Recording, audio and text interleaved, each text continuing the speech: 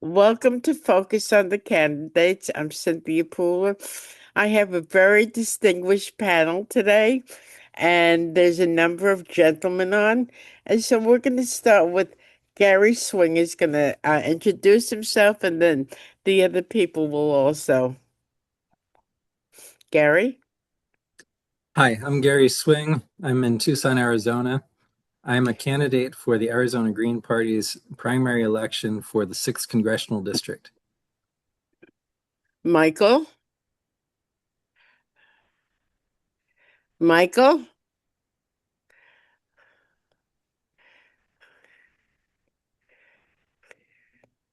I'm Uh-oh. sorry, I realized I was muted. Okay. I'm Michael Dublin. I'm running for Congressional District 2 for the U.S. House of Representatives in North Carolina. I'm a member of the North Carolina Green Party and the co-chair for the Black Caucus of the NC Green Party. Eli? I'm Eli Beckerman from Boston, and I used to be very active in the Green Rainbow Party. A lot less active these days, but hoping to see as many Green congressional candidates as possible this year. Tony? Hello, everyone. Anthony Aguilar. I am in Sanford, North Carolina, and I am running for U.S. Congress in North Carolina District 13. Great. So, Tony, why did you decide to run as a Green? Well, I decided to run as a Green for a number of reasons, but most importantly because I see that the Republican Party and the Democratic Party are beyond repair. We're beyond reform. And to continue to run down the party ballot of voting for a Republican or for a Democrat is not offering the people the people of America a choice. It is a dilemma. And so I started to look at what options were and found that last year I started to look more into the Green Party and realized that my own values and the values that I'm willing to stand up for and espouse align with the Green Party. When you think about universal health care, universal child care, living wage, protecting the environment, especially here in North Carolina District 13, where the incumbent Republican doesn't even live in the district, but he's willing to sign off on data centers and AI centers coming up that are going to rob us of water and electricity and land. So I align with the values. The Green Party is my party. And also, I want to offer the people of District 13 a choice, not a dilemma. And the Republican Party and the Democratic Party are two sides of the same coin, and it's time for a change. Michael, why did you decide to run as a Green? As we Cynthia and I talked the other day, I've been a long time activist for social justice issues and ecological issues. And as a teacher, I spent a lot of time teaching about the history and the language, and I've always been involved. Growing up in North Carolina as African American, I was a Democrat most of my life. Until I got to the point where I was like, enough is enough, the bailing out and the bombing of killing innocent people. So ironically, I actually just left the Democratic Party altogether during the Obama years. And so, my stance has always been healthcare for all, ecological wisdom. We got to take care of our planet. I've always been, anti-war. And so it's something that naturally I went to after I left the Democratic Party, and like so many people in North Carolina, and I was unaffiliated for so many years. And then as I saw younger people and even some of my former students getting involved, I decided to get involved again and looked at the Green Party, probably started in 2021. And I made a decision to join as I helped. I came on the end of Matt Ho's campaign and the drive to get ballot access in 2022. So that's why I'm running as a Green. How about you, Gary? I first heard about the Green Party when I was 16 years old back in 1984. I read about Green parties in Europe promoting the idea of national defense by organized nonviolent resistance, known as either civilian-based defense or social defense. I was very involved in anti-war activities at the time, protesting against U.S. military intervention in Latin America, demonstrating against apartheid in South Africa, going to nuclear freeze demonstrations. I walked from New York City to Washington, D.C. twice in the late 80s for a march to abolish nuclear weapons. And I became interested in the Green Party as a coalition of environmental activists and peace activists. I got involved in the Green Party before it was a political party in the United States. I joined what was called the Green Committees of Correspondence back in 1984. I was involved in the Campus Greens in college at the University of Colorado Boulder. I was involved with Boulder Green Alliance, and I helped with the first campaign for the Green Party in Colorado, Phil Hufford for governor, which was back in 1994. And then between 1996 and 2018, I ran as a Green Party candidate for various offices 7 times, 4 times in Colorado, 3 times in Arizona, mostly for congressional seats. The first time was for state representative in Northeast Denver. I left the Green Party for a number of years because of internal conflicts in the Green Party of Colorado. And I'm getting involved with the Arizona Green Party now. My family lives here in Tucson, and I came here to help take care of my mother, who's 90 and has dementia. Wow. So it was my family asked me to come down here, and then I started getting involved with the Green Party locally. So, Eli, you smiled when Gary talked about the dysfunction in the Green Party. Both major parties seem to be falling apart. Do you see any hope for the Green Party making inroads in November? Oh, I do.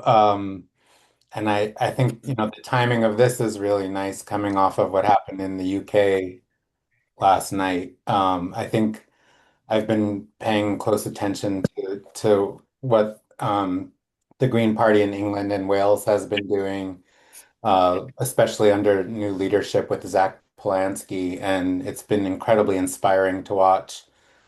They've been talking about Polanski as sort of the Mamdani of England, and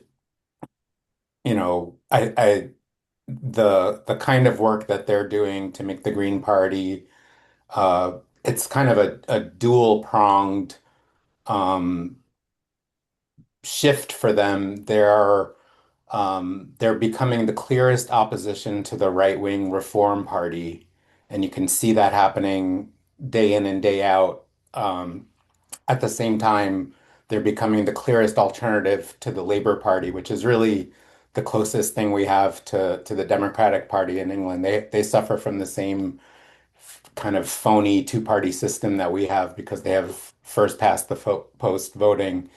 And the what happened in Manchester last night is just extraordinary to see, and the kind of candidate that they were able to get into their parliament, Hannah Spencer, is just such a breath of fresh air, and it's in the same way that Mamdani's victory, even in a municipal election in the U.S., I think registered shockwaves across the world. Hannah Spencer's campaign has done the same thing in the UK, and I think this time, we get to see it's a green candidate that's doing that. And I think one of the things that's been clear to me is uh, now is our time. I think that's been the case for at least the last decade, but even longer. I think part of the problem is that um, despite some nice framing that the Green Party is no longer an alternative, where the imperative, I think the Green Party hasn't really had a strong sense of what makes us the imperative. But I think world events are catching up to us. I think the vision is there, the values are there, and the pacing that everything is changing at right now. It's so clear that we need to have a voice on the national stage. And it's wonderful to see Gary and Michael um, really represent their communities well. And it's been pretty breathtaking to see Anthony, who was such an important voice, spelling out the lie that's happening in Gaza right now. on the national stage and even internationally. And then for him to kind of make this leap and throw in his hat as a Green Party candidate. I think in the same way that I think Anthony is poised to really disrupt the two-party system in his congressional district, I think Butch Ware is poised to totally disrupt the two-party system in California. And we have a huge opening there, an unprecedented opening. And I think if we can rally around campaigns like these, I think the shockwaves are going to continue.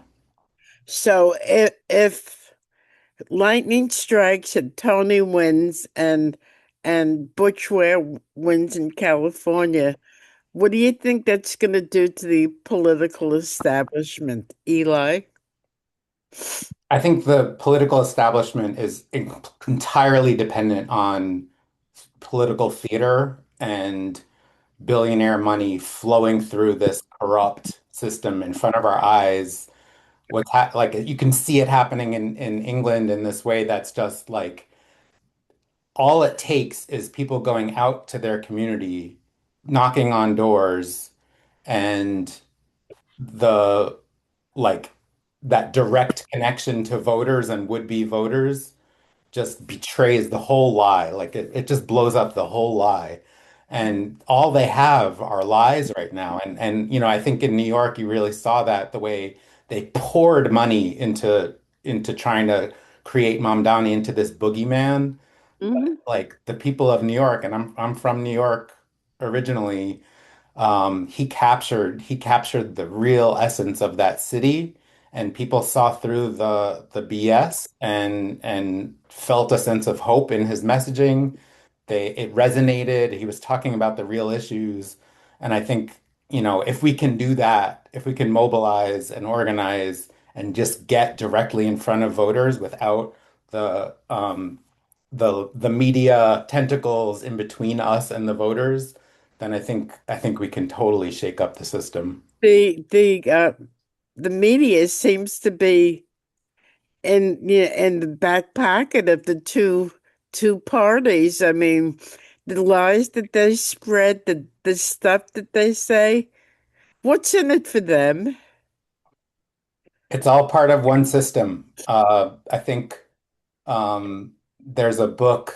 I'm going to forget the name of the book, but Catherine Gale and Michael Porter, they did an analysis of the two-party duopoly, looking at it in terms of business competitiveness. Michael Porter is a Harvard Business School person who like has this whole theory of competition in business, and they basically saw that they called it the political industrial complex, and you have professionalized institutions built up around this political industrial complex. So all it is a profit-making thing. They don't care. They don't give a shit. Like Kamala Harris doesn't care if she loses to Trump and enter Trump.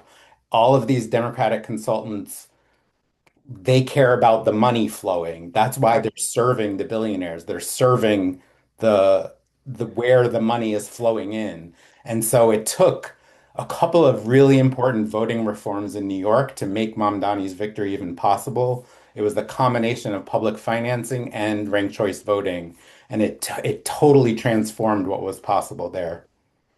So Eli, I'm originally from New York City, but I live in Albany now. And I think if Cuomo wasn't such in his mind, a hotshot, and he really campaigned from the beginning, I think he could have pulled it off. What do you think? Yeah, I think that was it was like the trifecta for Mamdani. The both Adams and Cuomo as his foils were pretty perfect for him. Mm-hmm.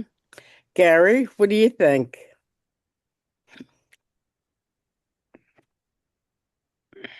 You're muted, Gary. Sorry. Eli mentioned public campaign financing and ranked choice voting in New York City. Ranked choice voting is a term that's been used to refer specifically to single winner offices in the United States. but ranked voting methods can be used in either single member districts as a majority voting system or in multiple member districts as a proportional voting system. Proportional representation really gives alternative parties like the Green Party fair representation in legislative bodies. And that's really the key, I think, to having a successful Green Party that has fair representation in proportion to its share of the vote in the United States. Greens have run candidates in more than 90 countries around the world. Greens are represented in at least 30 national parliaments, mostly in Europe, some in Australia, New Zealand, and then in various other countries around the world. But most of the people who've been elected at the national level for the Green Party in other countries have been elected under party list systems of proportional representation. A party list system gives a person the option of voting for their favorite party, and then each party wins seats in the legislature in proportion to its share of the votes. There are different ways to set that up. So you can either have a closed list where you just vote, you cast a simple vote for your favorite party, and the party chooses its list in order of candidates, or you can have an open list system where you vote for candidates within the party list, and that helps the candidates within that list to rise higher and to fill seats sooner. You can also have what's called a single transferable vote, which is a form of ranked choice voting in multi-member districts. And that's a system that's used in Ireland. It's used in one house of the national legislature in Australia. Single transferable vote in multiple member districts, it gives you the option of voting for individuals and also still making sure that they can win with a proportion of the vote rather than a majority or a plurality. So let's say you have a 7-member district. If you get 1/8 of the vote, or about 12.5% of the vote, then you can seat a member of your party or your favorite candidate without having majority or plurality. Almost everyone gets to elect representatives of their choice under that sort of a system. You can also have a hybrid system. For instance, the organization Best Democracy at bestdemocracy.org proposes what they call hybrid proportional representation. So let's say you have a state legislature. You would have about 80% of the votes elected from multiple member districts by ranked single transferable vote. And then you have additional member seats. 20% of the seats are elected by party list. And those compensate for disproportionate results from the single member districts or from the multiple member districts under single transferable vote. So overall representation would be by the proportion of the share cast for each party. If you had, say, a state legislature elected by hybrid proportional representation, 98% of the voters would be able to elect representatives of their choice. So you'd likely have 8 or more parties in the legislature. It's similar to the way that the Senate is elected in Australia. That would really give the Greens fair representation. We should have dozens of people in Congress. We should have hundreds of members of state legislatures around the country. And right now, the Greens have no one elected to state or federal office in the United States. Proportional representation would completely change the game for us. So, Tony, you were quite the media, person before you ran for office.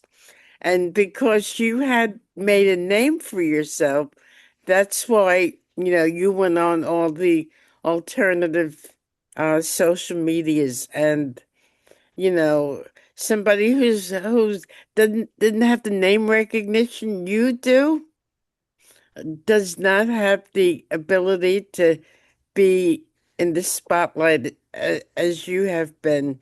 How do you see that changing? Well, I'm doing my part to bring a spotlight to the Green Party as a third party, but also shine that light back on the Democratic and Republican parties as the parties that they truly are. And they don't represent the people. They're extremely polarized. They don't represent the desires of the people. They are extreme imperial capitalists, both parties. So in me stepping into that position with somewhat of a presence in the media, I'm hoping to bring that light to the entire Green Party as not a spoiler, but as an enhancer, an option, a choice, not a dilemma. And if you look at across the board from Green Party candidates we have not only running in North Carolina, but throughout the country. Good choices, good candidates. And you likened the winning, if lightning were to strike, well, then call me Ben Franklin, and I'm flying a kite with a key on it because I'm going to bring that lightning here, and we're going to win. And the reason we're going to win is because when you look at the duopoly of the two-party system, American voters are tired of it. American voters more and more are turning towards independent or third party, but they feel that they don't have a choice. And now that they do, they have good choices. They have good candidates that are putting America first. And I think of when I think of uh, the values of the Green Party, and I think of the five that kind of share that center post, if you will, that weight bearing beam between both Democrats and libertarians. And in my opinion, Republicans are so far extreme and not a choice for the American voter now, that really looking at those five values for me, you look at, pro-choice, anti-war, demilitarization of the police, end of the war on drugs, separation of church and state, all those things that are values that are codified and espoused in our Constitution that we've drifted from because of extreme rhetoric and polarization. So I'm hoping that in my outspokenness and coming forward in what I saw in Gaza, that experience really shined a light back on myself to look at myself in the mirror and say, what are your values? Are they really this? And I'm hoping that light reflects on the Green Party, and for the American people to see that the Green Party is the party of choice because we stand for American values, not party values or not special interest values or not the values of the military industrial complex. And we're not going to take their money, and we're not going to take their bribery, and we're going to represent the people. The Green Party is the party of choice. And more Americans are seeing that. I'm sure you saw the poll that was taken yesterday to where now 47% of Americans now favor the Palestinian rights, or the Palestinian side of things over that of Israel. That is a tidewater shift in our nation, and that's because Americans are waking up to what our politicians truly stand for. Israel first. They take AIPAC money. They don't stand for our values. I mean, it's the Republican Party that just last month said that maybe Americans shouldn't carry their Second Amendment or their First Amendment. That's not the party that people want. The Green Party is the party of choice, and I am honored and I am blessed that my outspokenness to stop a genocide has shined a light for the American people to look back at the values of ourselves and say, we want something different. And the Green Party is that choice. The Green Party is the party of choice, and we're going to change things in 2026. Michael, when did you decide to jump from the Democratic Party to the Greens? As I said, it wasn't a direct jump. I had gotten very, very frustrated. As I said, I've been involved in social justice issues, ecological issues. I've been anti-war, so I've been marching on these streets, and for a long time. As I told you before, I met the Reverend Jesse Jackson. He came to Raleigh, and we marched in, I believe, '86. I've been involved. My grandmother was not a rich woman, but she went to the Democratic presidential convention, I believe, in '76. So she was, someone always got me involved. If if I ran to the governor, or when I was with her, they recognized her, Jim Hunt, who just passed last year. So I was very much involved, always NAACP. So I did notice, like, especially in the '90s. So I was in the military before Anthony. I got out in the late '80s. So I did notice in the '90s. I just really started gravitating even more towards the anti-war. When I started Injustice and going to the Desert Storm, and then when it came around to us in the early 2000s, bombing of Iraq. I remember I made a song called "A Weather in Baghdad," and talking about how we were just bombing that country, and I started to get more and more discouraged. Bailing out of banks, bailing out of these this move toward neoliberalism, leaving the workers behind.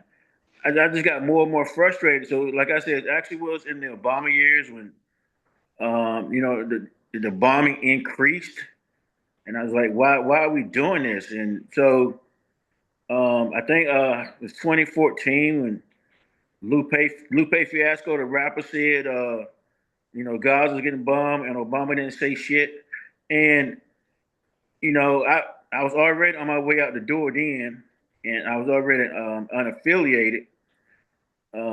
Yet it wasn't until, like I said, the George Floyd and the Black Lives Matter, and that I had decided to get back in and get more involved from a leadership position. As you know, I had spent decades on the road, but from a leadership position to run for office and lead the way, as I have been encouraging my students and younger people. And I said, well, maybe it's time for me to lead the way. And so I decided to run for office. And, what drove me was at first, the healthcare issues I shared with you yesterday. Because when I was a young man, I was shocked when I found out that a country as rich as ours didn't have universal health care. And as an adult, I've seen the impact of it over and over and over. And then, of course, with Gaza, I was involved with, protesting for that and going out to city council. And, I was involved with that from the jump, and when a reporter came to me and asked why I was at the pro-Palestine rally, as one of the black people, I said, well, we've seen this system before. It's a system that was used against us. And so we're standing with our brothers. And, and so because we recognize it, we recognize oppression, we recognize genocide because it was done to us. And so that's why I wanted to get involved even more. And this time from a leadership position where maybe I could affect, policy change and to come in and make some noise. And I'm like Anthony, we're going to make some noise. We're gonna pump up the volume. We're gonna pump up the Green Party volume. We're gonna pump it up, and we are gonna bum rush the show in Washington D.C. We're gonna stand up. We're gonna stand courageously, and we're gonna stand with our ethics guiding us. And we're not gonna take corporate money. And so we're gonna answer to the people. Those are our constituents, not the corporations. We talked about money just yesterday, and I'm gonna be done in just a minute. And I noticed today that there's a PAC that spent 1.6 million on getting Valerie Foushee, who's running for District 4 in North Carolina. She's the incumbent. But they gave her 1.6 million, an AI company. And I wonder who is she going to respond to when the phone rings? That person in Durham, that worker in Durham, who's making $15 an hour and is needing assistance with their health care, or is that company, the AI company that pumped 1.6 million into a campaign? Are they the ones that's going to get the answer to the phone call? And so this is what we're talking about. All that money coming in, then who is representing the people? And as I said to you yesterday, we need to increase the number of representatives in the House of Representatives. It has increased since 1930. So how are the people getting represented when the Constitution was established, was said that the House of Representatives should expand as the population of the country expands. So in 1930, our population was like 123 million. We're close to 350 million now. So the U.S. House, we need more members to expand representation so that we can bring them back to the people, overturn Citizens United, get that big money out of there, because these representatives are answering to their constituents. The only thing is they view their constituents as the big corporations that's giving them money. I know I said a lot, so I'm over. That's fine. That's fine. Um, so I live in New York, and one of the people who is in Congress was thinking about running for governor, Richie Torres. So Richie Torres decided to stay in Congress, and he has taken a heck of a lot of money from AIPAC. Well, I spoke to a state senator and I asked him about Richie Torres, and he's, oh, I don't like him, but it seems like all of the incumbents kind of like uh, gravitate towards the people who are elected in office and they don't say anything. And, you know, I think that's wrong. I mean, if you're going to be a moral person, you have to speak out about it. What do you think? Eli, you were smiling. It's hard not to smile when I think of Richie Torres as kind of emblem of what's wrong with this system. And I just think that that's the way that power has operated, and they've gotten away with it for so many decades, despite people feeling deep down that it's a corrupt, rotten system, just not really having clarity on how to do anything about it. And it feels like these old games aren't working anymore. And so I feel like Torres has some really solid competition. There's a lot of people running against him. I think, it's pretty sad that Mayor-elect Mamdani, maybe I don't remember if it was before or after he was sworn in, was trying to discourage people from running against Hakeem Jeffries, another emblem of what's wrong. Right. And he went so far as to actually endorse him for House Speaker, which is just, it's so insane. I don't know where that came from, but it's like the Democrats seem to be, I mean, I don't even think that they care about the things that they claim to care about, but to pathetically give away your leverage as if that's what people are electing you to do is it's just one of the most pathetic things to observe. And they do it again and again and again, and who knows what's really driving it, but it's just such a corrupt, broken system. And if you ask people directly if they support the system the way it is, they say no. But then there's something about incumbency. There's something when you ask people if they're satisfied with their local representation, they give higher marks. I don't know how they get away with that one. I think that's a big one, but I think a lot of it is you have a lot of uncontested elections out there, and I think if we had competition, if we had real competition, and if we had things like public financing that leveled the playing field in particular, you'd see a whole different kind of conversation. But I think it's another reason why when we see these strategic races where, there is someone like Anthony who's got a national name recognition, when you see an opportunity like Butch's campaign for California governor, where it's a top two system, and there's no spoiler arguments at play, and there's actually no like Butch Ware has lucked into a field of competitors that is just as pathetic as you could hope for. And so the odds start to shift, and the more he's doing real grassroots organizing and catching that attention when he can, and doing his, Super Bowl political diss tracts and stuff like that can really start to break through the noise. And so I think it's really important for people to throw their time, their treasure at opportunities like this, and kind of strategically pick our little battles that are actually winnable. Hats off to everyone who's putting their names out there. And I think if we can come together and generate excitement, I think we can start to shift the game a bit. But how many cycles do you think it's going to take before people wake up? I think that we're in a new era. I think the amount of time, like the time that things are changing, the pace that things are changing right now are kind of unimaginable. And so I just think we're not living through a normal time period. And, I think this 250th anniversary of this little American experiment is the perfect time for a reckoning.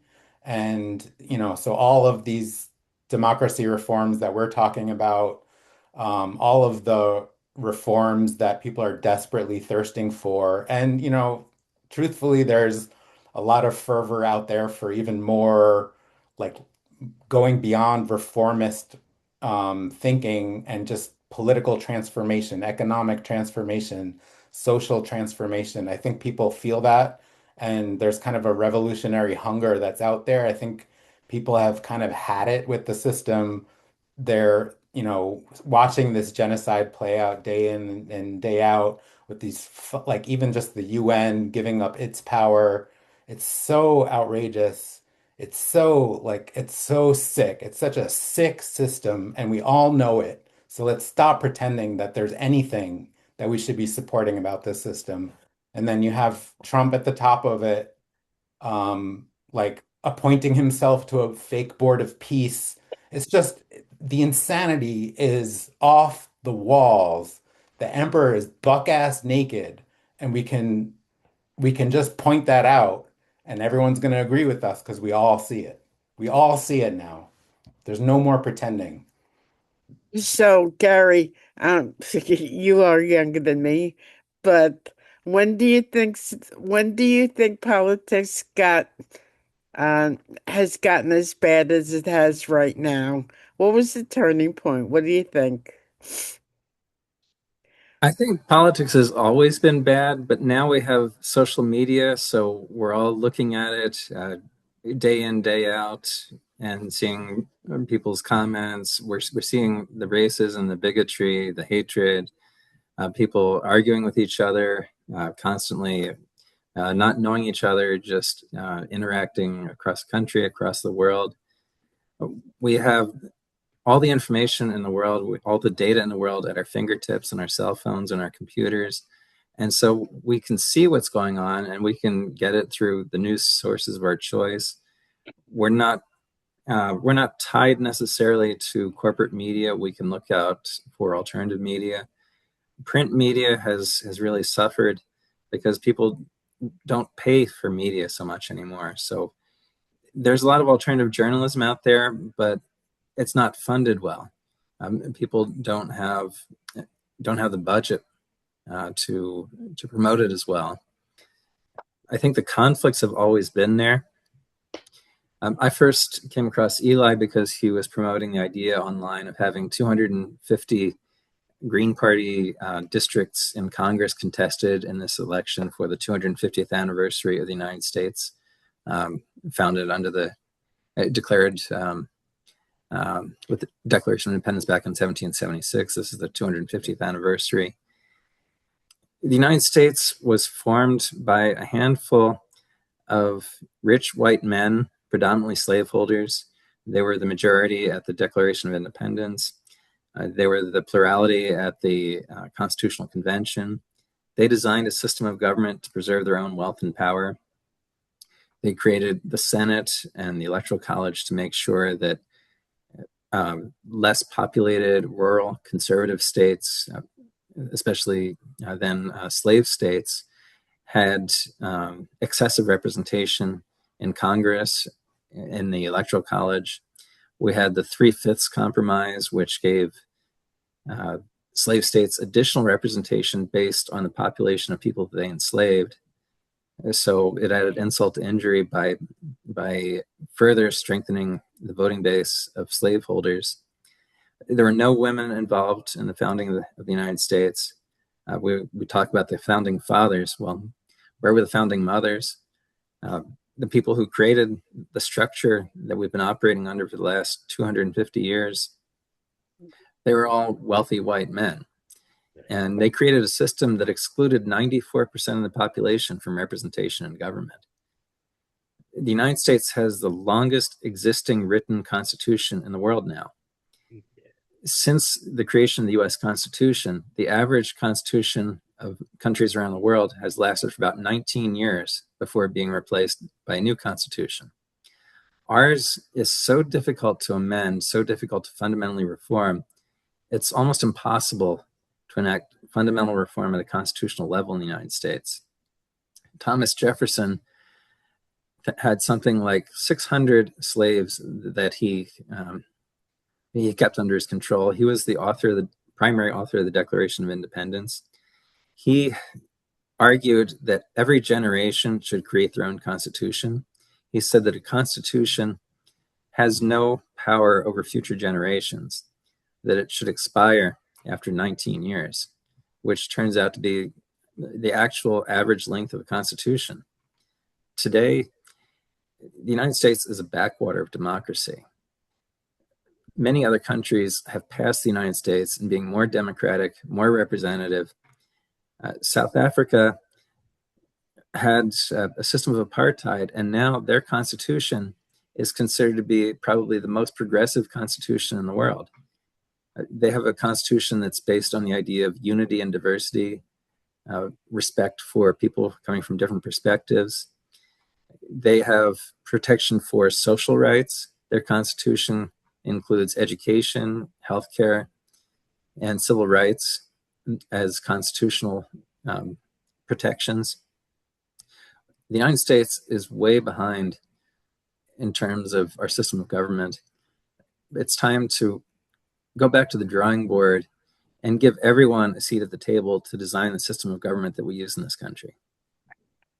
Michael, the other day when I interviewed you and I asked you the question about what does the 250th birthday of America mean to you, and I just loved your answer. Can you repeat it? I hope I can remember it, Cynthia. But I did say that when you tell the story, you got multiple characters.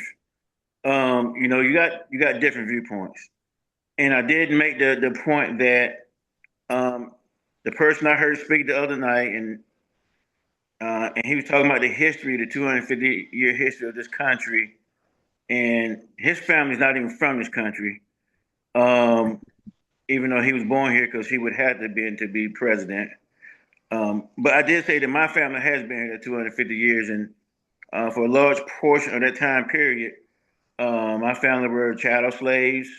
We lived under Reconstruction and the fall of Reconstruction, the terror of the Ku Klux Klan and black codes and redlining and Jim Crow. And so, when we talk about that, and Gary kind of referenced what I said the other day, is like, well, there was a time it was only white male landowners were able to vote.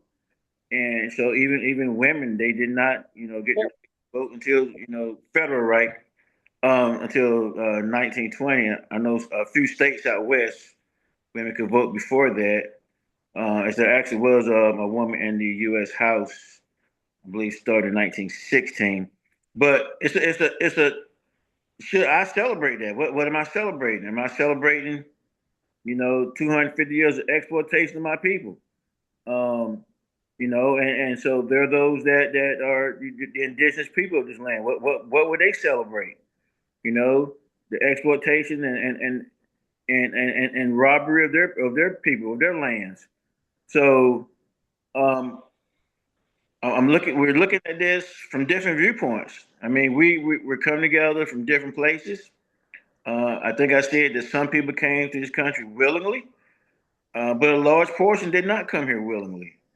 And so when you're asking us to celebrate 250 years, then like I said, what are we celebrating? 250 years of getting exploited? I mean, that's not something to celebrate. So, and it is my hope that, and I still have this hope that we can do better. I do go through my periods of despair where I think we can't, and just, but I do hope that we can have conversation, get through this awful time period we're in right now. And sometimes it's the darkest before dawn. So I'm hoping that we all learn from this. We all,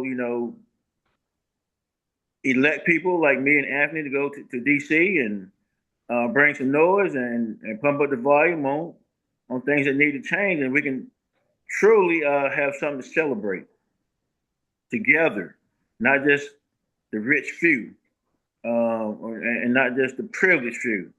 But hopefully, at some point, we can truly have something to celebrate together. So, Tony, when did you decide to run for Congress? Very recently, this was not something that I planned or that I ever had ambitions toward. It was almost an organic transition from my activism and really standing for humanity, human rights, Palestine, Gaza, West Bank, Congo. That when I looked at that, it was really what turned my eye to it. And it was only about a month ago that I decided that firm that I was going to run. And since July, since I have returned from Gaza, every month since July, at great cost to my time and money. No one backs me, no one sponsors me. I'm not monetized. I don't have platforms. I don't have sponsors. I don't have donors. At a time, out of my own time and out of my own pocket, I went to DC once a week out of every month, specifically to protest, petition, and air grievance to my government, a constitutional right, on why do we continue to send offensive munitions to Israel when we know they're committing a genocide? Why do we continue to block or not stand for aid going into Gaza when we know that human beings, non-combatants, women and children are starving to death? That's a problem. And for all the members of Congress currently sitting that I asked, and I asked Republicans and Democrats and members of the House and members of the Senate, why? Why aren't you signed on to this? Or why are you signed on to that? And the answers varied from the Randy Fines and the Tom Cottons and the Lindsey Grahams. Oh, we know and we support it. Everyone's Hamas. It'll be over when they're all dead. Tom Cotton said that. And then you have some on the other end that say, well, we're trying. We need a voice. We need more support. Okay, I'm here for that. But the vast majority in the middle, what I call the passive cowards, well, it's complicated. Well, it's not as clear as you understand it to be. And in every member of Congress that I spoke to that, I said, oh, it's clear. It's very clear to me. And what's clear to me is that it's not a matter of complicated or not. This is not a complicated issue. You're complicated because you're compromised. And as I started to look at the whys across the board, Democrat and Republican, foreign interests, lobbyist money from especially AIPAC, but AIPAC is not the only one. And I realized that our Congress is bought. Our vote is sold to the highest bidder, and that highest bidder happens to be foreign interests, and namely Israel. And that's not something that I can stand for. That is not what I served 25 years in uniform defending, or at least what I thought I was defending. So I made the choice to run for Congress. It was only about a month ago, not very long ago. And this was not something that I came to lightly. And I'll tell everybody, I'll be transparent. Running for Congress is not necessarily something that I want to do. I served in the military for 25 years. I have a titanium rod in my back. I have a rod in my leg. I've been shot in the shoulder. I've been wounded in combat. I've been broken. I'm 100% totally and permanently disabled. And I wanted to take my time in retirement and walk my dog and raise my son and be home and enjoy a sunrise and a glass of tea and watch the Golden Girls. I didn't want to run for Congress. I'm doing it because it's a duty and it's a calling, because right now, who we have in our Congress, they don't represent us. I want every American to know that 98% of those in our Congress, Senate and House, do not represent us. And ask yourself, who owns them? Who do they report to? Their constituents aren't you in America. Their constituents are lobbyists, special interest, and political action committees, mostly of foreign governments. Not just AIPAC, but there are others. So I'm running for Congress. It was a recent decision that I made. I made it fully wide open to the sacrifice it would be. But I'm going into it additionally. I am a firm believer. I am an absolutist in the emoluments clause. No one in government should ever be in a position to take advantage of the American people financially, politically, through power, We serve the American people. I want to serve the American people. I denounce all money from any political action committee, from any lobbyist, from any donor, from any mega donor, from any industrial complex sponsor or donor. I denounce it all. And I will not take money from any special interest group, political action committee, or lobby. And in doing so, I don't invest in the stock market and bonds and government trading or a Roth IRA because I feel that I should be agnostic and I should be completely free of any influence that in any way my vote may go towards profiting me or special interest groups and not the American people. It's a sacrifice. Serving in Congress should be selfless service, not selfish service, selfless service. So that's a life that I lived for 25 years, and I'm ready to step up and do it again because I feel that our country right now that we are at a crisis moment. It's now or never. You had mentioned, the momentum of the Green Party last year or last election cycle. I think that the Green Party built some potential energy. I think right now we're building a lot of potential energy. And at the elections in 2026 that come up in November, we're going to turn that into kinetic energy and we're going to move. And then in the next presidential election, 2028, we'll see. It'll be a battle. But by 2030, I think that the majority of America is going to wake up to realize that it's a new day, America, and we have a choice. And that choice is not the Democrats and it's not the Republicans. It's candidates that stand on values, but candidates that stand on representing the American people. And that's me, and that's why I'm running. So, relatively new, fresh decision made in the last month. So, do you see other third parties springing up from your efforts? Tony? I do, but I think that they do not possess the organization, the clarity, and the unity that the Green Party does. And when you look at across the board for the Green Party, I'm not the only one that denounce corporate money and APAC and mega PACs and super PAC money. That's a Green Party value. That's a Green Party tradition, and that's what's needed. So I think as a third party type of option, that the Green Party will be the party of choice.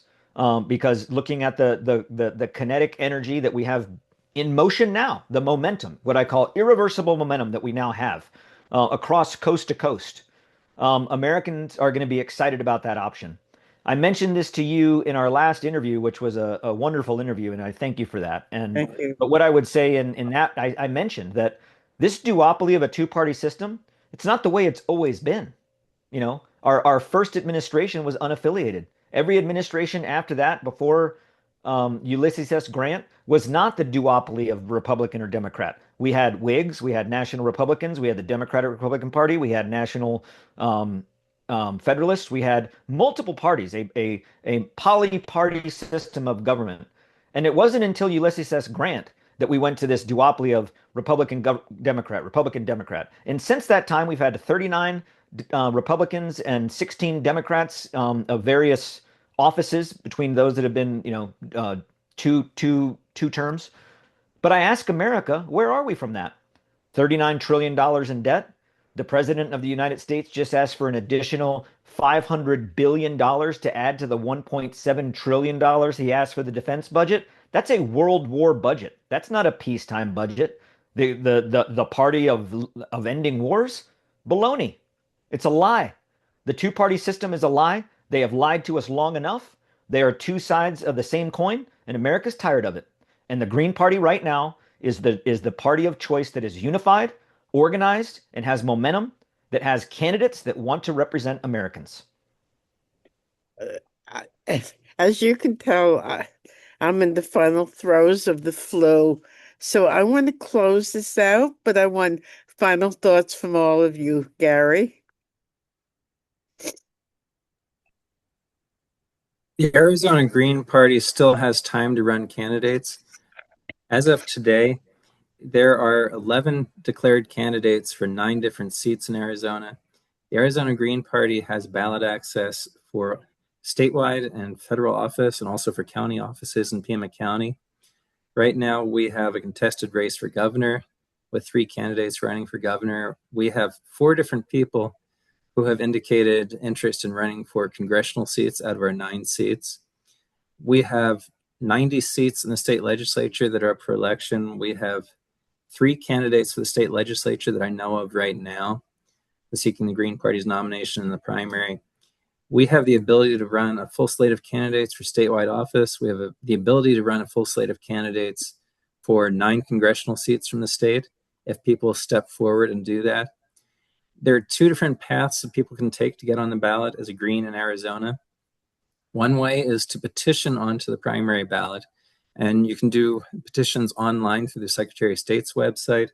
That has an earlier deadline of March 23rd, I believe. We have another way that people get on the ballot here, which is to file as a write-in candidate in a primary. And under an old lawsuit from the Socialist Workers' Party, legally new political parties, which the Green Party qualifies as in Arizona, if no one is on the ballot in the primary, you can file as a registered write-in, and the candidate with the most votes as a registered write-in goes onto the general election ballot with that party's designation. So we have until May 22nd, potentially, to recruit candidates up and down the ballot in Arizona to file as registered write-ins for different offices. And down ballot, it's easier to do that. We tend to have a lot of shenanigans going on for statewide offices like governor, where we have sham candidates. We have a candidate right now who is a MAGA Republican trying to petition on the Green Party primary ballot for governor. We have challenges to petition candidates. But we do have this backdoor option of filing as a write-in candidate in the primary and then going on to the general election ballot that way. I think the record number of Green Party candidates that Arizona has had in a year was 19. We could break that this year. I hope we do. Check out our website, azgp.org, the Arizona Green Party. Thank you. Eli, final thoughts? I want to give Tony a chance because I know he has to run. Yeah, I'll be joining Dave Brenner on the Liberty Vault, but I just wanted to close by saying that get out there and vote. And if you're not satisfied with the candidates in your district or county or state or district, then run. The running as a third party, independent Green Party or another party, you're not disrupting the Democrats or the Republicans. The Democrats and the Republicans as a party have lost the faith, trust, and confidence of the American people. So if you're not satisfied with who's running in your area, run. And if you're not running, vote. Get out there and vote. And we can make that change. So to all my fellow third party and Green Party candidates that are out there and on the panel tonight, thank you for stepping up and making that sacrifice, because it is a sacrifice. And for those across America, if you're not satisfied with the conditions that we're in, step up and change it. Freedom is not a spectator sport. So I look forward to the elections. I look forward to the general election, and we are going to make change. So thank you to everyone. Thank you. Michael, final thoughts? Yeah, I want to say thank you for everybody being here. You guys are encouraging to me. As you know, we're all at different levels of life and different levels of political involvement, and we got a lot of young people who are looking for a political home and a place to get started. And so I think that, all of us being involved here, you guys are awesome. As we have continued to carry the torch. So I really appreciate you. And Cynthia, I hope you get better really soon, because we need Will in this struggle. And I want to say, anybody interested in North Carolina of volunteering, go to DublinForCongress.com, donate, volunteer. We need you to help us to pump up the volume on Green Party politics. Help us send someone to D.C. to bum rush the show. Support Anthony Aguilar. Support Brian McGinnis. This movement is picking up steam, and we are the leaders, and we're the leaders here now. The American people need us. They're looking for someone to have hope in, and a lot of them have given up on politics altogether, and we need to get them a reason to get back involved. So, and I just want to say, if you're in a state that does not have ballot access and you're a Green Party member, maybe you can join us and volunteer to help us in North Carolina. You don't have to live in the state to help us. You can volunteer, DublinForCongress.com. And if you're not in the state that has ballot access by supporting us, you're still putting the green in Congress so we can pump up the volume and bring the noise. Thank you. Thank you. Eli, final thoughts? Yeah, I think that what Tony was saying about the PAC money and not being bought, and I think the Green Party really does represent the institutional home for those kinds of values. And I think people know what they're getting out of the Green Party because the Green Party as a whole refuses to take that PAC money, the corporate money, the lobbyist money. And I think, there's a lot of things to point to about the Green Party that's been incredibly disappointing over the lifetime of the party. A lot of people who have gotten involved and were turned off and just couldn't stomach it for, too many years and got burnt out from it. A lot of heroic volunteer efforts and all of that. And I think part of that disappointment is because the party refuses to take that money. It refuses to be bought off. And I think, what I was saying earlier about our time is now, I think, the times are catching up to where the Green Party has been. And I think that there's something really powerful about the fact that the party is there as that institutional home. And I think, the more we have these kinds of candidates and voices represented, I think the more we can solve that feeling of political homelessness that Michael's talking about. I think we are the home for the values that a broad swath of Americans share. I think it's very clear that the Democratic Party and the Republican Party are valueless. I think, maybe they believe greed is good and that's their value. And that's about it. And the Green Party's got 10 key values. I think we stand for a whole lot. And I think, by coming together, I think another big piece that I kind of just want to say is it's really about what happens locally. I think building community as at the same time that we're building this opposition party. And it's not just an opposition party, it's also a party with vision. I think we represent those majoritarian issues like Medicare for all, taking care of people's basic needs and universal public services. So I think the lightning is striking and now is our time. And I think this is the year to really start the bum rush to the stage. And whose house is it anyway? I mean, we call it the people's house, and it's clear that Congress is not the people's house in reality. And I think it's up to us to make it so.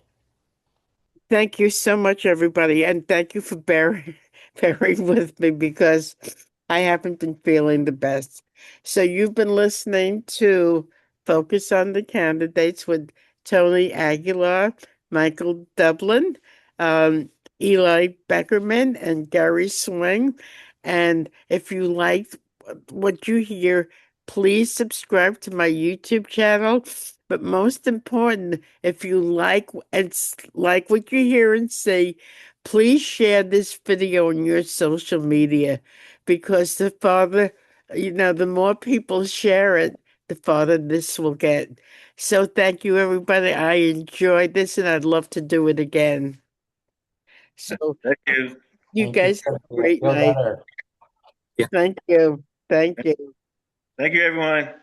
Great night. Bye. Good night.